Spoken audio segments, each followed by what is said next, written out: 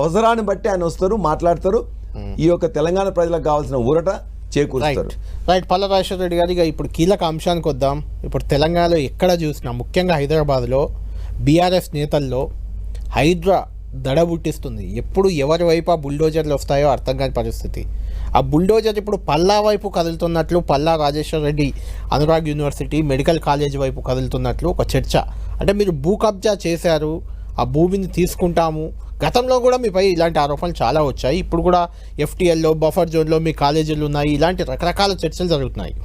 దీనిపై నేను స్వయంగా హైడ్రా కమిషనర్ రంగనాథ్ గారితో మీ అంశాన్నే ప్రస్తావించాను, ఆయనతో మాట్లాడాను కూడా. ఆయన ఏమన్నారు, నేను అడిగిన ప్రశ్నకి ఆయన ఏం సమాధానం ఇచ్చారో ఒకసారి మీరు చూడండి. చూసాక దానిలోకి వెళ్దాం మనం. పల్లా రాజేశ్వర రెడ్డి గారికి ఇరిగేషన్ శాఖనే అనుమతి ఇచ్చింది అక్కడ కట్టుకోవడానికి.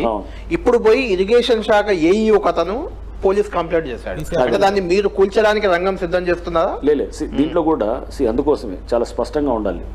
గతంలో అంటే ఇరిగేషన్ పర్మిషన్ ఇచ్చారు, అవును. ఇప్పుడు ఇరిగేషన్ లేదు అని అంటున్నారు, అవును.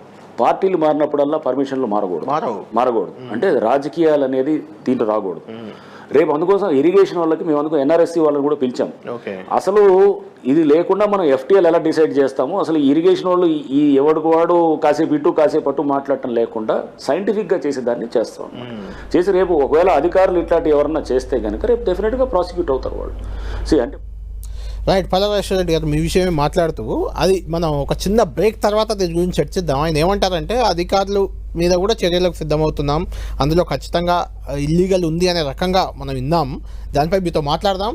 పల్లా రాజేశ్వర రెడ్డి గారితో హైడ్రా ఎందుకు టార్గెట్ చేసింది, నిజంగా హైడ్రా చెప్తున్నట్టు పల్లా రాజేశ్వర రెడ్డి కాలేజ్ కానీ లేకుంటే యూనివర్సిటీ కానీ వాటెవర్ అది ఎఫ్టీఎల్లో కానీ బఫర్ జోన్లో కానీ ఉందా, ఆయనతోనే మాట్లాడదాం. మొత్తం హైడ్రా ఎక్కడ హైదరాబాద్లో ఎక్కడ చూసినా అదే. ఎప్పుడు ఎవరిని కూల్చేస్తారో ఏంటో, కన్వెన్షన్, పల్లం రాజు కేంద్ర మాజీ మంత్రి, ఇలా అన్ని కూల్చివేతలు అన్నీ జరుగుతున్నాయి. అల్టిమేట్గా వాళ్ళు బీఆర్ఎస్ నేతలనే టార్గెట్ చేసి ముందు ఇవి చేస్తున్నారు అనే భయం బీఆర్ఎస్ నేతల్లో ఉంది. మన హరీష్ రావు మీరు కూడా మాట్లాడారు, మా అన్నీ పర్ఫెక్ట్గా ఉన్నాయి, మా వైపు మాకు నోటీసులు ఇచ్చారు, ఇబ్బంది పెడుతున్నారు, ఫిర్యాదు ఏదో పోలీస్ కేసు కూడా పెట్టారు. అదే విషయం నేను రంగనాథ్తో మాట్లాడాను. బ్రేక్ ముందు కూడా మనం విన్నాం, ఒకసారి విందాం. అది విన్నాక దాని గురించి మాట్లాడదాం. పల్లా రాజేశ్వర రెడ్డి గారికి ఇరిగేషన్ శాఖనే అనుమతి ఇచ్చింది అక్కడ కట్టుకోవడానికి. ఇప్పుడు పోయి ఇరిగేషన్ శాఖ ఏఈ ఒకతను పోలీస్ కంప్లైంట్ చేశాడు. అంటే దాన్ని మీరు కూల్చడానికి రంగం సిద్ధం చేస్తున్నారా? లేదు, దీంట్లో కూడా అందుకోసమే చాలా స్పష్టంగా ఉండాలి. గతంలో అంటే ఇరిగేషన్ పర్మిషన్ ఇచ్చారు, అవును. ఇప్పుడు ఇరిగేషన్ లేదు అని అంటున్నారు, అవును. పార్టీలు మారినప్పుడల్లా పర్మిషన్లు మారకూడదు. అంటే రాజకీయాలు అనేది దీంట్లో రాకూడదు. రేపు అందుకోసం ఇరిగేషన్ వాళ్ళకి మేము అందుకో ఎన్ఆర్ఎస్సి వాళ్ళని కూడా పిలిచాం. అసలు ఇది లేకుండా మనం ఎఫ్టీఎల్ ఎలా డిసైడ్ చేస్తాము, అసలు ఇరిగేషన్ వాళ్ళు ఈ ఎవడికి వాడు కాసేపు ఇటు కాసేపు అటు మాట్లాడటం లేకుండా సైంటిఫిక్గా చేసేదాన్ని చేస్తాం. చేసి రేపు ఒకవేళ అధికారులు ఇట్లాంటి ఎవరన్నా చేస్తే కనుక రేపు డెఫినెట్గా ప్రాసిక్యూట్ అవుతారు వాళ్ళు. అంటే రైట్. పల్లా రాజేశ్వర రెడ్డి గారు, అంటే మీకు నోటీస్ ఇంకా హైడ్రా ఇవ్వనట్టుంది. ఆ ఇరిగేషన్ అధికారి ఎవరో పోయి పోలీస్ కంప్లైంట్ ఇచ్చారు. దాని గురించే రంగనాథ్ గారు రియాక్షన్ కూడా చూశారు. ఏం చెప్తారు మీరు? ఇప్పుడు మీరు మాట్లాడినప్పుడు రంగనాథ్ గారు చెప్పారు, అధికారులు మారినప్పుడు అంటే ప్రభుత్వాలు మారినప్పుడు అలా ఎఫ్టీఎల్ మారదు, బఫర్ జోన్ మారదు, లేకపోతే ఎన్ఓసీలు మారాయి. అవును. నేను దాన్ని ఒక 2 నిమిషాలు మీకు చెప్పిన తర్వాత, నేను ఏదైతే 17.5 ఎకరాల్లో ఇవాళ Neelima institute of medical sciences, అదేవిధంగా నీలిమా హాస్పిటల్స్ కడుతున్నాను, అనురాగ్ యూనివర్సిటీ యొక్క హాస్టల్స్ కూడా ఉన్నాయో, దానికి సంబంధించిన నేను land conversion agriculture to non agriculture తీసుకున్నా. ఇది మీ దగ్గర కూడా NTVలో ఆఫీస్లో పెడతా, వారికి కూడా నేను పంపిస్తున్నా, మీకు కూడా పంపిస్తా.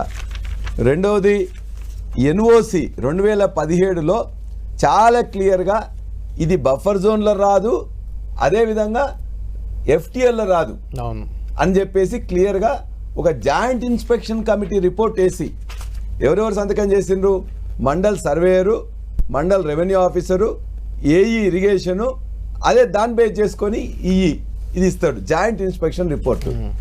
ఆ తర్వాత కలెక్టర్, ఆనాడున్న collector Medchal collector MV Reddy garu దీన్ని డిస్ట్రిక్ట్ కమిటీలో పెడతాడు, డిస్ట్రిక్ట్ లెవెల్ కమిటీలో పెట్టి దీన్ని మొత్తాన్ని కూడా దీనికి ఏమి ఇబ్బంది లేదు ఇవ్వాలని చెప్పేసి అంటారు. ఆ తర్వాత హెచ్ఎండిఏ మొత్తం కూడా ఈ పర్మిషన్స్ మొత్తం ఇస్తుంది. అంటే district collector IAS officer, HMDA ఆయన ఐఏఎస్, తర్వాత ప్రిన్సిపల్ సెక్రటరీ జీవై చేతను ఐఏఎస్, 3 ఐఏఎస్లు, అనేక మంది ఇరిగేషన్ ఆఫీసర్లు మొత్తం వాళ్ళు ఇచ్చి నీ భూమి అనేది నీదే ఏదైతే 813 సర్వే నెంబర్లు ఉందో మేమే అడిగినాం. ఎందుకంటే 6 ఏజెన్సీ నుంచి వెళ్ళి తీసుకోవాలి. ఇరిగేషన్ నుంచి వెళ్ళి, రెవెన్యూ దగ్గర నుంచి వెళ్ళి, తర్వాత ఫైర్ డిపార్ట్మెంట్ దగ్గర నుంచి వెళ్ళి, హెచ్ఎండిఏ దగ్గర నుంచి వెళ్ళి, ఎయిర్పోర్ట్ అథారిటీ దగ్గర నుంచి వెళ్ళి, అదేవిధంగా ఏదైతే పొల్యూషన్ కంట్రోల్ బోర్డు నుంచి ఈ 6 దగ్గర నుంచి ఎన్ఓసీలు తీసుకోవాలి. కాబట్టి ఇది పెద్ద బిల్డింగ్ అని చెప్పి తీసుకున్నాం. 6 ఎన్ఓసీలు ఇస్తారు, జిఓ ఇస్తారు, పర్మిషన్స్ ఇస్తారు. ఇవాళ చెరువు ఎఫ్టిఎల్ అనేది ఇంతకుముందు 42 ఎకరాలు ఉంది, ఇలా 60 ఎకరాలు అయిందని చెప్పి చెప్తారు. తగ్గుతుంది కానీ జనరల్గా పెరగాలి. 42 ఎకరాలు ఓకే, మేము చెప్పినాం 42 ఎకరాలు అనేది మేము చెప్పేది. రంగనాథ్ గారు ఒక మాట చెప్పారు, ఎఫ్టిఎల్ ఫిక్స్ చేయమన్నారు కదా. ఎఫ్టిఎల్ ఫిక్స్ చేయడానికి ఇవాళ మీకు కావాల్సింది ఏంటి? హెచ్ఎండిఏలోనే లేక్స్ అని చెప్పేసి ఇవాళ నేను మాట్లాడుతున్నా కదా. ఇవాళ ఎవరు క్లిక్ చేసినా హెచ్ఎండిఏలో లేక్స్ లోకి పోతే నాదం చెరువు ఎంత ఉందని చెప్పి చూస్తే చెప్తారు 42 ఎకరాలని తెలుస్తారు. కానీ ఇలా అధికారులు ఏం చెప్పిండ్రు కోర్టులో కూడా పచ్చి అబద్ధం చెప్పిండు 60 ఎకరాలు ఉందని చెప్తారు. 42 ఎకరాలు ఉందని చెప్పేసి నాకు రాసిస్తారు. ఇవాళ కూడా హెచ్ఎండిఏ దాంట్లో చెప్తారు. అదేవిధంగా ఇగో మాకు ఇచ్చినప్పుడు వాళ్ళు చెప్పింది ఇది 42 ఎకరాలు మాత్రమే ఉందని చెప్పేసి, ఇగో ఇది గ్రామంలో ఉన్నదని చెప్పేసి ఇచ్చిండ్రు. ఆ తర్వాత సర్వే ఆఫ్ ఇండియా మ్యాప్లో కూడా ఎక్కడి నుంచి వెళ్ళి వీళ్ళందరూ ఈ రెండు కూడా వస్తుందని చెప్పేసి ఇది సర్వే ఆఫ్ ఇండియా మ్యాప్. అసలు అక్కడ చెరువే లేదు. అక్కడ ఏమున్నది? పెద్దది ఒక మాటు లాగున్నది, రెండు అంటే చిన్నది ఉన్నది, దాంతో ప్రకారం ఇది వచ్చిందని చెప్పేసి సర్వే ఆఫ్ ఇండియా మ్యాప్. అదేవిధంగా ఇంతకుముందు రంగనాథ్ గారు అన్నారు ఏమని, ఇస్రో ద్వారా ఎన్ఆర్ఎస్ఏ వస్తాయని. ఇగో ఇస్రో ద్వారా ఎన్ఆర్ఎస్ఏ ఇచ్చిన దానిలో ఇగో 813 అనేది ఎక్కడ కూడా ఇవాళ ఇది లేదు. ఇది ఇస్రో మ్యాప్, ఎన్ఆర్ఎస్ఏది. ఇది మీకు కూడా నేను ఇక్కడే ఇచ్చి వెళ్తాను. ఇగో 814, 815, 816 అనేది ఇక్కడ చెరువు ప్రాంతం ఉన్నది. 813లో లేదు సర్వే నెంబర్ లో. 813 నా సర్వే నెంబర్. ఇలా 813 సర్వే నెంబర్ లేదని చెప్పారు. ఇగో దాంతోనే ఇగో 813లో 2 స్ట్రీమ్స్ ఇక్కడ ఇట్లా వచ్చినాయి. ఆ 2 స్ట్రీమ్స్ లో ఇగో 813 అనేది కూడా ఇక్కడ ఇందులో లేదు అని చెప్పేసి క్లియర్ గా ఉన్నది. అంటే ఇస్రో మ్యాప్లు ఉంటాయి, ఎన్ఆర్ఎస్ఏ ఉంటాయి, సర్వే ఆఫ్ ఇండియా ఉంటాయి, మీ అధికారులు ఇచ్చినవి ఉంటాయి. కానీ పల్లరాజేశ్వర రెడ్డి దానిలో ఉందని చెప్పేసి నోటీస్ ఇవ్వకుండానే కొట్టేసేద్దామని చెప్పేసి ఉంటారు. ఎందుకు మీరు అనుమానపడ్డారు? వాళ్ళు నోటీసే ఇవ్వలే, కొట్టేస్తారని ఎందుకు అనుకున్నారు? నా మీద ఎవరైతే ఇరిగేషన్ డిపార్ట్మెంట్ ఎన్ఓసీలు ఇచ్చిండ్రో వాళ్ళే కోర్టు కేసు పెట్టిండ్రు. కనీసం కోర్టు కేసు పెడుతున్నప్పుడు ఆ కోర్టు కేసులో కూడా ఏమి ఇచ్చిండ్రు?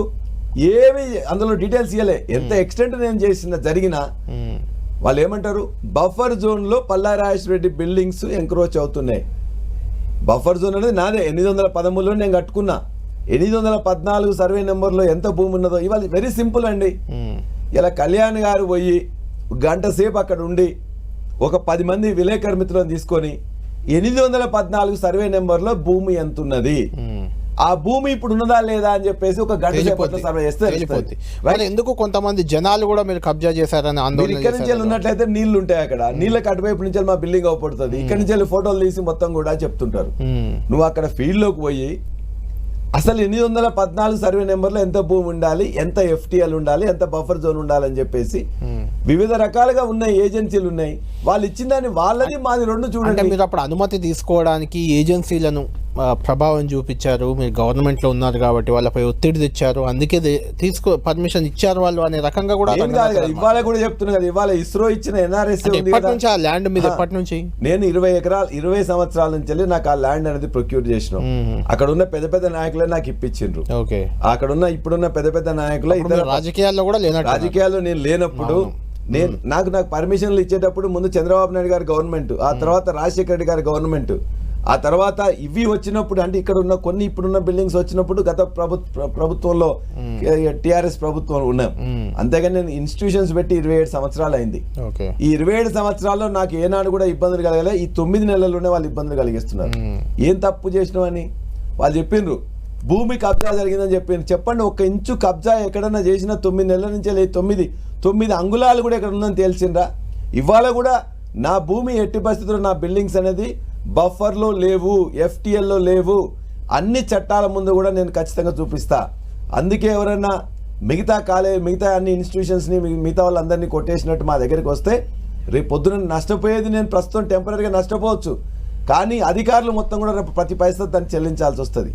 అధికారులు ఖచ్చితంగా చట్ట వ్యతిరేకంగా చేస్తే, ఇల్లీగల్గా చేస్తే న్యాయం ఉన్నది, చట్టం ఉన్నది, సర్వోన్నత న్యాయస్థానం ఖచ్చితంగా వాళ్ళందరినీ కూడా వాళ్ళది ఏది కరెక్టో వాళ్ళకి చెప్తుంది. వాళ్ళు కరెక్ట్ అని చెప్పినప్పుడు శిక్షించబడతారు. కాబట్టి ఇల్లీగల్గా ఎవరు కూడా చేయడానికి లేదు. నాది ఇల్లీగల్ ఉంటే నాకు చెప్పండి, నోటీస్ ఇవ్వండి, చూపించండి. నేను చెప్తున్న వారి రంగనాథ్ గారు చెప్పారు మొత్తం కూడా ఏది ఎన్ఆర్ఎస్ఏ మ్యాప్స్ అని. నా దగ్గర ఎన్ఆర్ఎస్ఏ మ్యాప్ ఉంది, చూపించారు కదా, ఎన్ఆర్ఎస్ఏ మ్యాప్ ఉంది, సర్వే ఆఫ్ ఇండియా మ్యాప్ ఉంది, హెచ్ఎండిఏ మీరు ఇప్పుడే ఇక్కడ ఆన్ చేసి చూడొచ్చు.